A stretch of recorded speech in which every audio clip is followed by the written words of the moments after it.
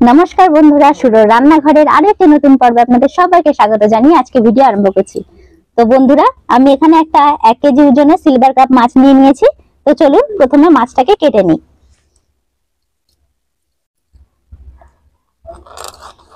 আর এই মাছটা কি দিয়ে রান্না হবে তার জন্য পুরো ভিডিওটা দেখার জন্য অনুরোধ রইল।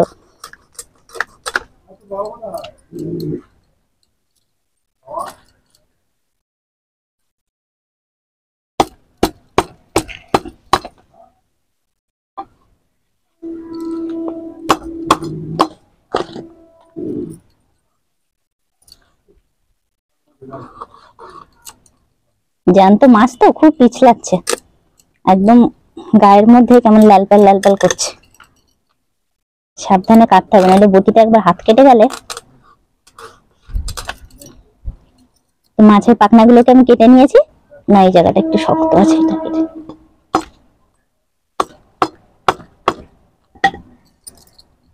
এবারে আঁশগুলোকে সুন্দর করে ছাড়িয়ে নেব।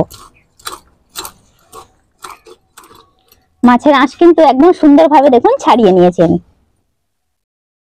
এবারে মাছটাকে কেটে নেব।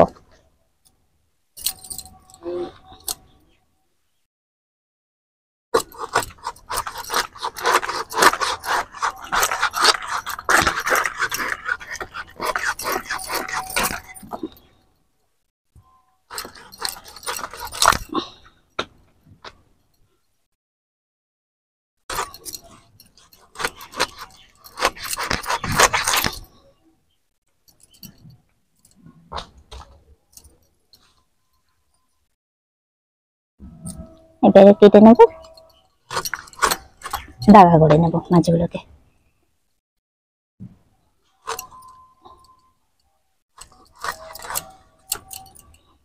এই দেখুন কি সুন্দর পরিষ্কার মাছটা।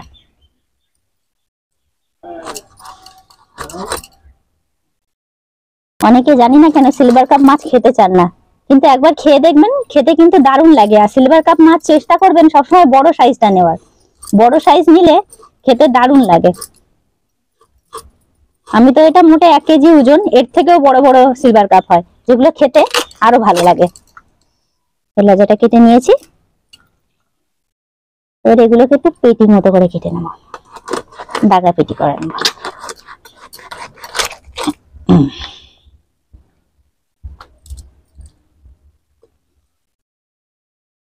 এটাকে 2 টুকরো করে নেব।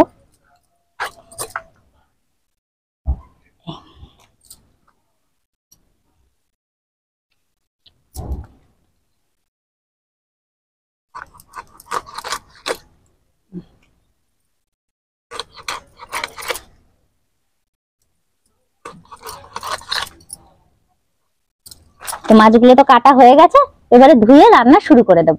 বন্ধুরা তেল আমি দিয়ে দিয়েছি, কারণ কড়াইটা গরম হয়ে গেছিল, তো তেলটা গরম হতে থাক। আর এদিকে আমি মাছগুলোকে নিয়ে নিই। সব কটা মাছ লাগবে না, এই 5 পিস হলেই হবে আমার। এই কটা থাক, 5 পিস দিয়েই রান্না করব।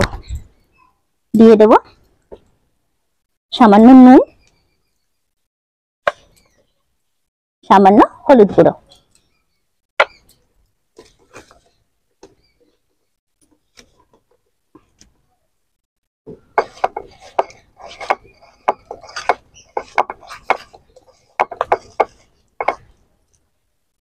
নুন হলুদ মাখিয়ে নিয়েছি। এবারে আমি তেলের মধ্যে একে একে মাছগুলোকে দিয়ে দেব। মাছটা এদিকে ভাজা হতে থাক, আমি গিয়ে একটা পেঁপে পেড়ে নিয়ে আসি গাছ দিয়ে।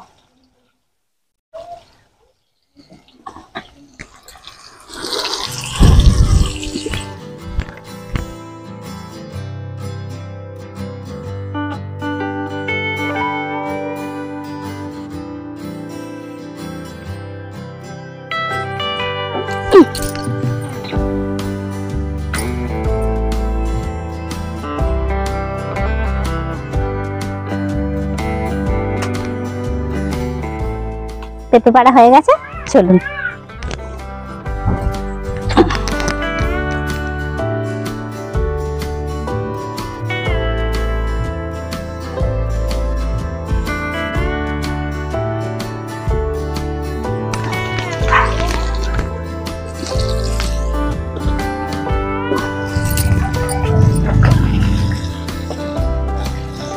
মাছগুলোকে আমি আরো একটু লাল করে ভেজে নেব। বন্ধুরা, পেঁপেটা দেখুন কি সুন্দর, এত বড় পেঁপেতে একটা পর্যন্ত দানা হয়নি, একটাও দানা হয়নি, এতটা সুন্দর পেঁপে। পেঁপের সাথে আলু দেবো বলে আমি আলুটাকে প্রথমে কেটে নিয়েছি, এবারে পেঁপেগুলোকে কেটে নিচ্ছি। এদিকে মাছটাও ভাজা হয়ে গেছে, ওগুলোকেও তুলতে হবে। মাছটা একদম সুন্দর করে ভাজা হয়ে গেছে।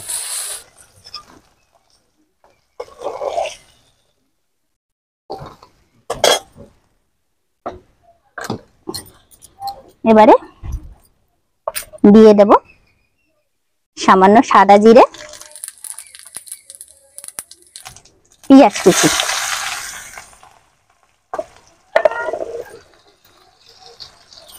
আঁচটাকে একটু বাড়িয়ে দিই। পেঁয়াজ কুচিটা একটু লাল হতে থাক, আমি ততক্ষণে বাদ বাকি এগুলোকে কেটে নিই। পেঁপেগুলোকে মাছটাকে সরিয়ে দিই। এই চাকাটা দেবো না আমি, খালি এই চাকাটা দিলেই হয়ে যাবে আমার।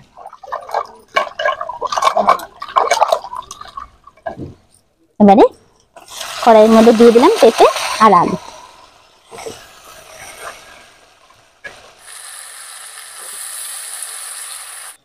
দিয়ে দেব স্বাদ অনুযায়ী নুন, একটু হলুদ গুঁড়ো।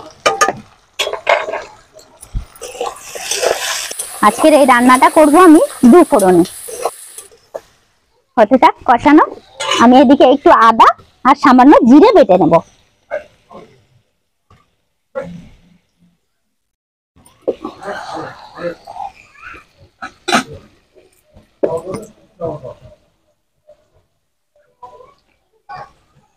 বিশেষ কিছু বেশি মশলা এর মধ্যে আমি ব্যবহার করব না। নিয়ে নিলাম সাদা জিরে,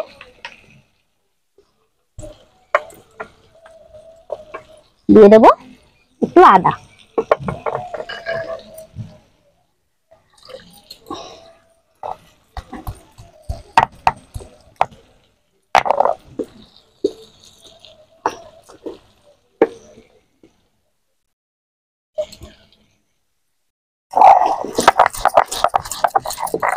বন্ধুরা আমি এখানে জিরের সাথে 3 থেকে 4টে কাঁচা লঙ্কা দিয়েছি, একেবারে বাটতে বাটতে আমি গিয়ে নিয়ে এসে দিয়ে দিয়েছি, ভুলে গেছিলাম আগে বলতে। বাটনাটা একদম রেডি।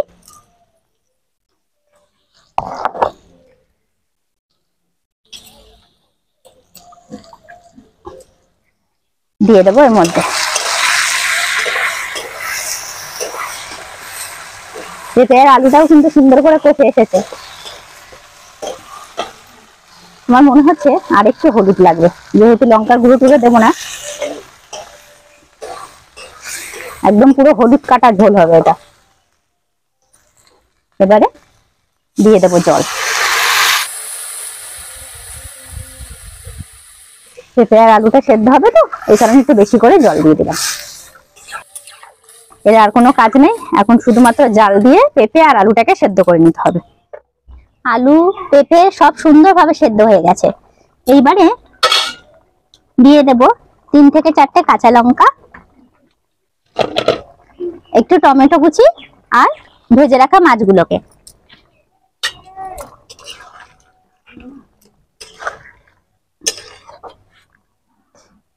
টমেটোটা দিলাম একটু টকটক লাগবে, ভাল লাগবে খেতে। মাছের ঝোলটা এখন নাবিয়ে নেব।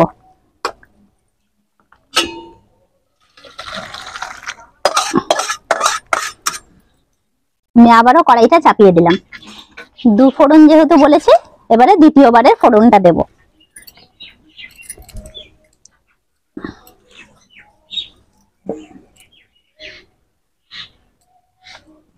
দিয়ে দেব সর্ষের তেল, অল্প করে দেব। তেলটা একটু গরম হোক। তেল গরম হলে এর মধ্যে দিয়ে দেবো হচ্ছে তেজপাতা, শুকনো লঙ্কা, 5 ফোড়ন আর সামান্য সাদা জিরে দিয়ে দিলাম। 5 ফোড়ন, শুকনো লঙ্কা, তেজপাতা।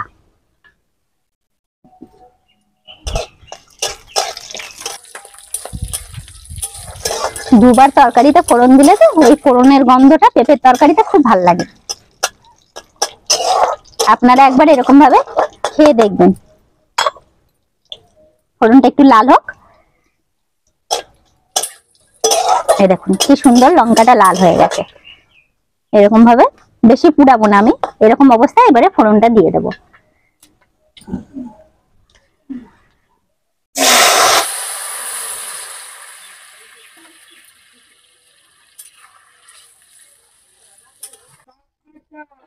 এবারে এটাকে 1 মিনিটের মতো ফুটিয়ে নেব। তরকারি কিন্তু সুন্দরভাবে ফুটে গেছে, এবারে নামিয়ে নেব। একদম হালকা পাতলা মাছ দিয়ে পেঁপের ঝোল রেডি।